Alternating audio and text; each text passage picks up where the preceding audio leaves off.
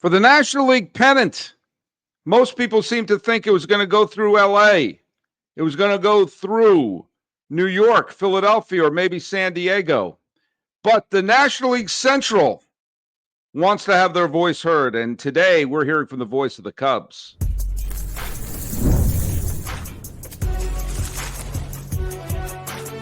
You are Locked On MLB Crossover, part of the Locked On Podcast Network. Your team every day.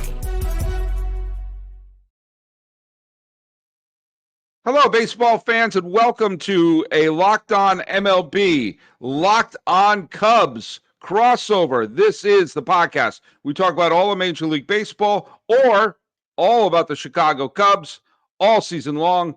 I'm your host, Paul Francis Sullivan. Please, I'm begging you to call me Sully. Follow us at Locked On MLB Pods on Twitter or whatever they call it these days, and on Instagram. I'm your pal Sully at Sully Baseball Podcast on Instagram. Best way to get a hold of us is to use the comments right here on the YouTubes. And today's episode is brought to you by Game Time. Download the Game Time app, create an account, and use code LOCKEDONMLB for $20 off your first purchase. But as I said, I am not flying solo today. We're talking NL Central. So I'm bringing in the great, the legendary Sam Olbur of Locked On Cubs. How are you doing, buddy? I am doing okay, considering the way things have gone here the last couple of weeks. How are you? I'm all right. I've got, as you can tell, I've been outside. Yeah, and I haven't, as you could tell. Yeah. Yes. This is when I'm glad I'm half Italian. Yeah. Because I get the Italian side of my family means I can tan. Yep. My Irish relatives have all caught on fire, but I can. The sun's been good for me, and we're in the home stretch. Really, I mean it's all behind us. It is all behind us in terms of the trade deadline. We're in the final third of the season. Oh, before we get going here, cannonballing into the National League Central conversation, let's talk about the trivia question.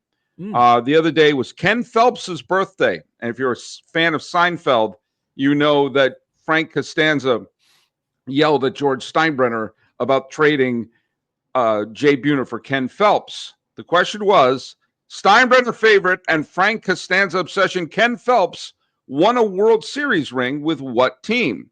Lifetime DH and sometimes first baseman, did wind up winning a World Series, but not with the Mariners and not with the Yankees. And from you shaking your head, you don't know either. But do you know who did know? Ray J. 517. The Yankees traded Ken Phelps to the Oakland A's in the 1989 season, and they went on to win the World Series. In fact, Ken Phelps appeared in that World Series as a pinch hitter. So good for Ken Phelps. Bad news for Frank Costanza. Hey, Sam, I got to just say, this has been a really, really weird year. We all knew that that this was going to be an odd year for the National League Central. It was good. They were difficult. It would be difficult to pick up. Yeah. What was going to happen. And I actually thought the Reds were going to be very good this year. Some people thought the Pirates were going to turn the corner. The Cubs seem to be the easy pick, but as we're sitting this recording so peacefully right now, the best team in baseball is the team that sold at in the offseason, that shed payroll. And the Milwaukee Brewers, as we're sitting here so quietly here, the Brewers have the best, not the best record in the Central, where some people are like, well, 88 wins, might be able to pull it off. No, they would have home field advantage right through Game 7 of the World Series. From a Cubs fan's point of view, how the hell did this happen? 45-16 in their last 61 games, the Brewers. Mm-hmm. How did it happen? You know what? Obviously, the extent of this stretch is surprising, but I got to tell you, Sully, on our show, we're always looking at the Brewers. They are the team that has really, dominated the NL Central since 2018. In 2018, the Cubs had a fairly big lead in the division, won 95 games. The Brewers caught them at the very end. They won game 163 at Wrigley. Ever since then, Right. the Brewers have kind of owned the division. I think it's been, I don't count 2020 when the Cubs won, 60-game stretch. Outside of that, I think maybe the Cardinals have won one, and it's been all Brewers. Right. How did it happen? They just seem like they have a really, really good organizational identity. They're outstanding at developing pitching. Look no further than Quinn Priester, right? They traded for a guy like Quinn Priester in I want to say it was like late April, and this guy really struggled everywhere. Now he's one of their top 3 starters, and then they combine that with just really gritty, put the ball in play, speed guys offensively with an elite bullpen. It's kind of like new school, old school. They have the new school pitching development down, and then offensively they're kind of old school. They don't do a ton of slugging. Nobody's OPS is going to stick out to you in that lineup. But when you watch them play, it's not that surprising. They get hits, and then you're having a year. You're also just having one of those special years when you get a guy like Andrew Vaughn from the White Sox, who was literally in the minor leagues for the White Sox. And since he's been a Brewer, he's hitting 373, and he's basically he's been one of the best hitters in baseball since the Brewers got him. It's crazy. And I said on another show, who would have guessed that the most impactful trade this year would be Ciavali for Andrew Vaughn? But sometimes it shows that sometimes you need to put someone in the right situation. But you made a great point, because we've been hearing a lot of things with the Yankees' recent slide, that they're so obsessed with things like launch angles and exit velocity that they forget about things like put the ball in play, catch the ball, run from first to third. And the Brewers seem to have, at least for this stretch in the middle part of the season, have found that Venn diagram of how do we embrace analytics but use common sense? How do we find, because it's not either or. It's not a black and white cookie.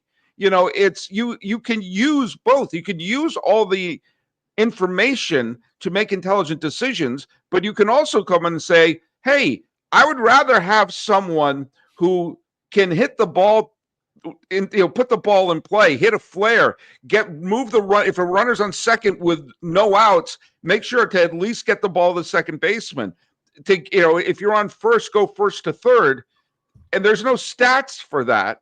And there's no launch angles for that. But sometimes you're seeing what happens is a team can make a deal and trade away players like Devin Williams, which they must have known something. Hater and Adonis is gone. Yeah, they've found themselves in this position. This is what blows me away. We're gonna get to the Cubs in just a second here, but let's go to, I say the first real checkpoint of a season is Memorial Day. But if you take a couple weeks before Memorial Day, on the 17th of May, the Brewers were 4 games under 500. Yep. And maybe thinking we may have to sell this year. This may be a lost year. They've gone 49-19 since.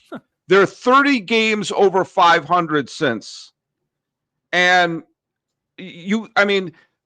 this kind of reminds me a little bit of what happened with Washington in 2019, where they got off to a losing record the first few months. They hit the aft thrusters, and everyone kept saying, oh, but they have a bad history in the postseason. They have a bad history in the postseason. Right. And they won what I think are 2 of the most underrated deciding games, that Game 5 in LA and the Game 7 in Houston, both with big home runs by Howie Kendrick. If I were the Brewers, I would be watching that over and over again and skip the wild card game where the Nationals beat the Brewers. Yeah, right. And Trent Grisham overran the ball. But everyone seems to think it's going to be Philadelphia or LA or maybe the Mets. And there have been so many token NL Central champions. This is not a token champion. No, definitely not. I mean, the only thing I would say about what you just said is, the stuff that they do, there's not a stat for it. The only stat is wins. They know how to win, man. It's crazy. And, it's with from the Cubs perspective, a lot of Cub fans like, this is luck. And I'm sure there's elements to it, but you can't luck your way to 49-19. You know what I mean? Like Yeah.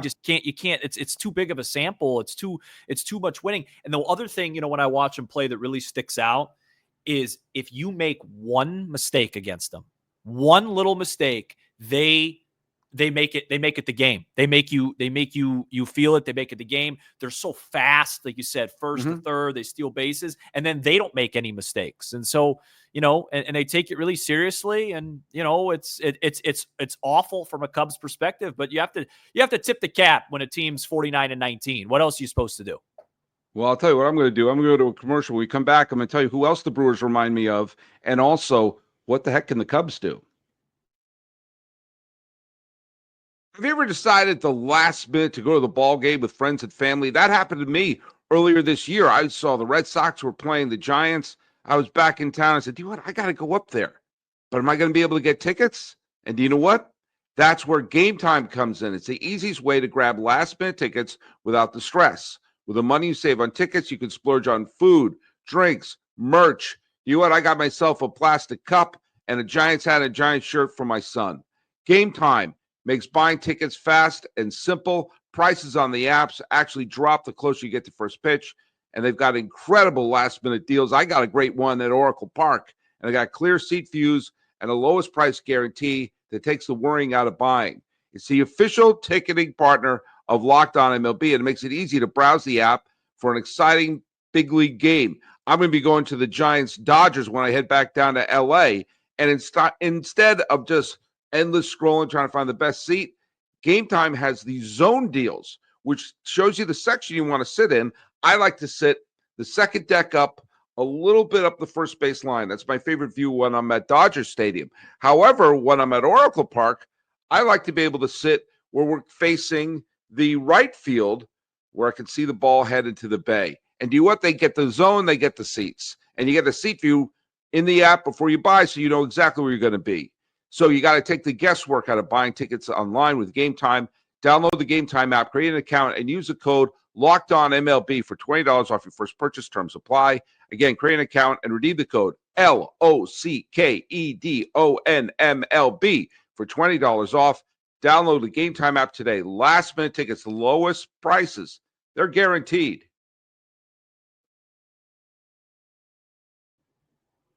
When you were describing the Brewers as a team that doesn't make mistakes, takes that extra base, and puts their teams basically on their heels, that reminds me a lot of the Royals in 2014 and 2015. Yeah, which, I mean, they obviously had very good players on the team like Moustakas and Hosmer and Salvi Perez. Great bullpen. The thing was their bullpen, their starting pitching was fine. It was good enough. And if they had the lead by the sixth inning, the game was over. Because the bullpen in both the year where they lost to San Francisco, and the only reason they lost to San Francisco is because Madison Bumgarner channeled Sandy Koufax and decided to win it on his own because they hit everybody not named Madison Bumgarner.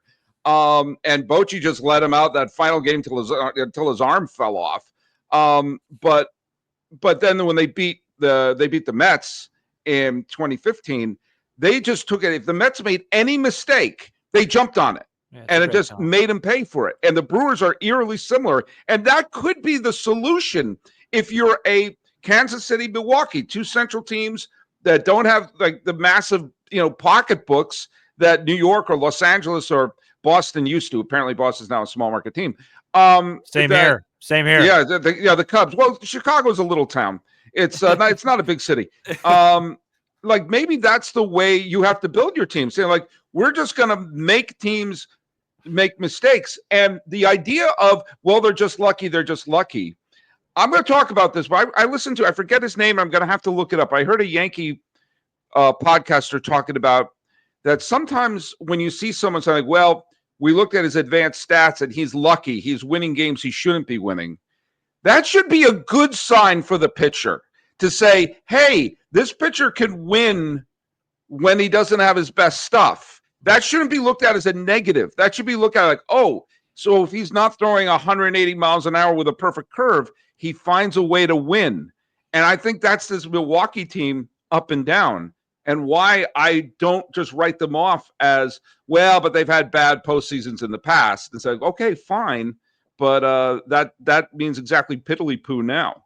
Well, and the last year's postseason, I mean, they had the series won. They gave the ball to Devin Williams, and he gave up 3 runs in the 9th inning. I mean, that wasn't like it was like a choke or an organizational failure. It was one guy. I mean, if you asked any Brewer fan, hey, what do you want? Hey, game 3, decided game, up 2 runs, we give the ball to Devin Williams. Now that doesn't sound like a great proposition in 2025, but in 2024, things happen in a 3-game series. You know what I mean? Yeah. And so, all right, well, let's get to the Cubbies, because for a big chunk of this year, the Cubs were in first. It looked like, the Brewers overtook them relatively recently in the standings. I believe it was late June, if I'm not mistaken. And it looked like, it's when the Brewers got to first. Yeah. No, they took first. It was, I want to say, just a couple of weeks ago. Okay. All right. Okay, then I'm going to lean on you. I remember it did surprise me when they overtook them. Yeah. And I thought, oh, well, these two teams are going to be going neck and neck, and it just looks like instead, like the Brewers are like, no, we have every intention of winning this division this year. I'm gonna put some salt on your wound here, Sam, but you're a big boy, you can handle it. Sure. When we went in, I've made the analogy that the day after the trade deadline is kind of like that scene that's in every Godzilla film when Tokyo is destroyed and they have that moment where they're going through the rubble and trying to figure out who lived and who died. By the way, I can't stress this enough. You don't even have to be a Godzilla film. Watch Godzilla -1, which came out a couple of years ago. It's a legitimately good movie. If you're not, it's really great. Anyway, they better give me a royalty from that movie. But that's me at the end of the trade deadline, because there's so many things happening, and then you're like, okay, now let's sift through the rubble and see who got what and who went where. And I remember thinking, oh, wait, where did Luis Robert Jr. eventually end up? Oh, he didn't end up anywhere. And then one of the other things I said is, okay, well, how many starting pitchers did the Cubs wind up acquiring? Because I assumed they were going to get 2. And they got one who I believe was in a full body cast when they acquired him. Yeah. I mean, they traded for Michael Soraka, he's out, right? He's done. And Justin Steele was already done. And Jameson Taillon is, I don't know if he's done, but he's certainly been injured. Couple of weeks he's coming back. Okay. And I don't know if Assad is back yet. Is he back? Or couple of weeks. Couple of weeks. By the way, we're approaching mid-August. A couple of weeks. When people say, well, later in the season, it is later in the season. Yeah. I mean, Cade Horton the other day had a great game. He pitched really well, but we have to, and Matthew Boyd is, he's still a fine pitcher, but here's where, again, modern baseball I'm going to sound like old man Sully here for a second, but modern baseball could bite the Cubs in the proverbial tuchus, because I just praised Cade Horton, and he did pitch a fine game, but he didn't finish 6 innings. Yeah. It's not like he went 7 innings.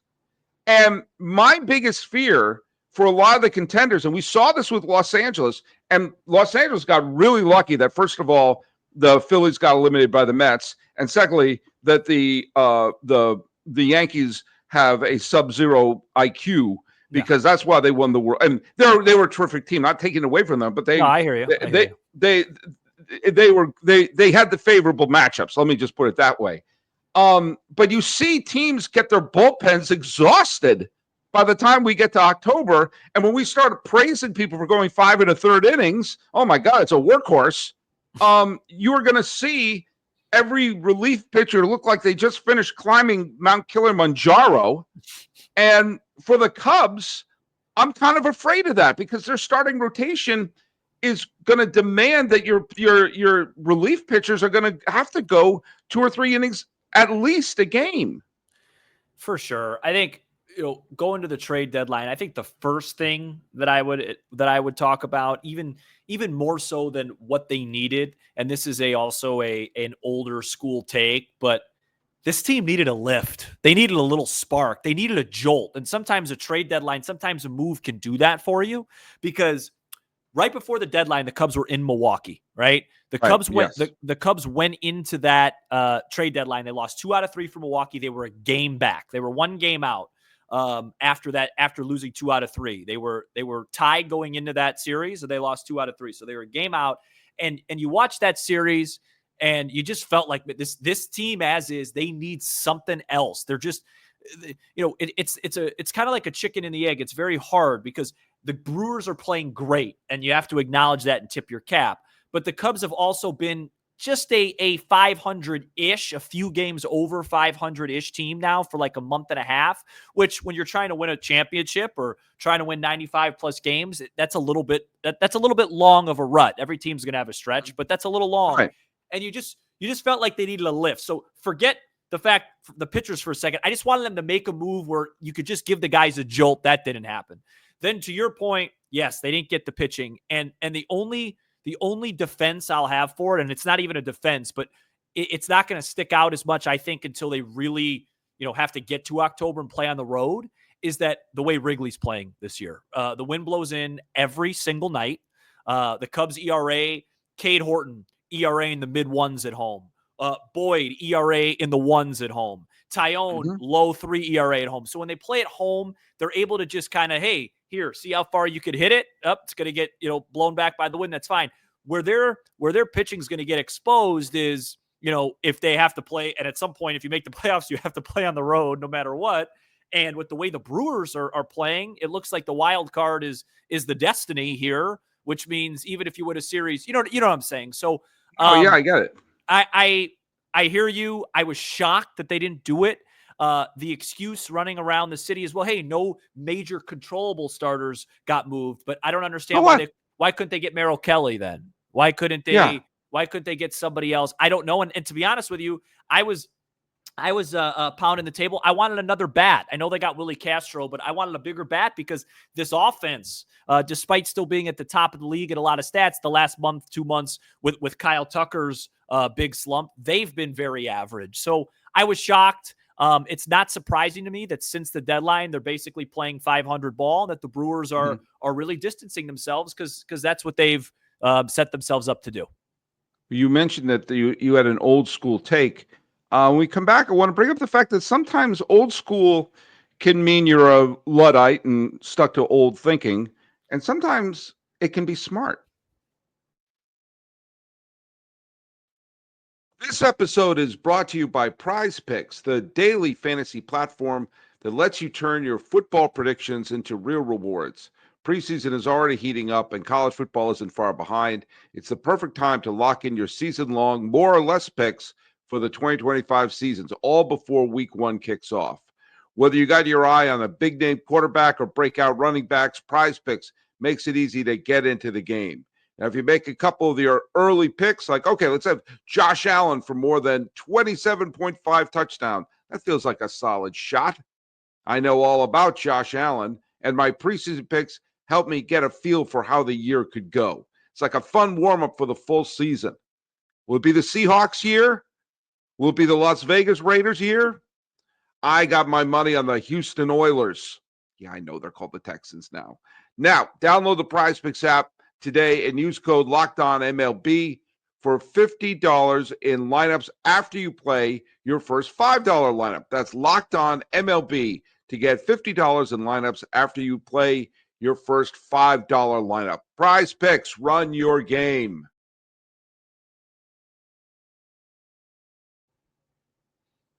Now, Sam, you mentioned that one of the reasons why they may not have gone for some of the starting pitchers was because they were not controllable into next year. And that's sort of, I'm sorry, I shake my head at that a little bit because you're saying, oh, we couldn't get the ideal acquisition, therefore make no acquisition. It's okay if you have someone you don't have control over after this year, but you are going for it this year. You didn't make the trade for Kyle Tucker because you have this big long-term, it will be great in a couple of years. You have a chance to win now. You have a vulnerable Phillies team. You have a vulnerable Dodger team. You have a vulnerable Met team. And you have a Brewer team that's playing wonderfully, but there's always a team that's great in the regular season that stubs their toe in the postseason. Hello, 100-some-odd win Baltimore Orioles a few years ago who got swept. If you're trying to win and you see there's a potential lane there, okay, the ideal situation, you get someone that, they're all locked up for a couple of years or whatever, fine. But what about the not? It's not either or. All right, well, this one will help us win now. And you made a great point that sometimes, you acquire a bat to spark the lineup. Even if it's, you're like, okay, where are we going to put this person? Let's just put someone that gives a new jolt of energy to the lineup and takes away an out. If you're looking at your lineup, so we got 2 or 3 automatic outs, we'll make it 1 or 2 automatic outs. I mean, look, we're all quick to trash Brian Cashman, and certainly I did this week. But last year, he did make a quality trade when he acquired Jazz Chisholm, who didn't really have a position, but they desperately needed a person in their lineup who wasn't an automatic out. And the Cubs absolutely could have used a living human being who could pitch 5 or 6 innings out of the rotation, even if it wasn't Madison Bumgarner from 2014, and a decent bat who will take some of the pressure off of some of their hitters. Yeah, and it's like the playoff system now giveth and taketh, right? Like we always hear about, it's so random now, you never know. But that's also a good thing. Like if this, I remember, I think it was like 19. I know you're the I'll know whatever. Yeah. I don't know. I mean, you know way more about me than I do, and I take pride in it. But I want to say it was like 1964. The White Sox won 98 games, but the Yankees won 99. And guess what happens? The White Sox were eliminated. That's not the case here, right? You have this opportunity where even if the Brewers win 103 and you win 97, you take care of business in your wild card, then you get to go play them, right? So everybody has an opportunity. It's not like this, what can you do? You know what I mean? You could still go for it. So I hear you. I don't get it. The Kyle Tucker thing is what made this so weird and contradictory. You make a huge trade. Cam Smith looks like he's going to be a really good player for a really long time. You make that trade, and all the vibes, all the rumors around here is that it's unlikely Kyle Tucker's coming back because, as you mentioned, the Cubs are a small market, little city team. They can't afford to bring him back, right?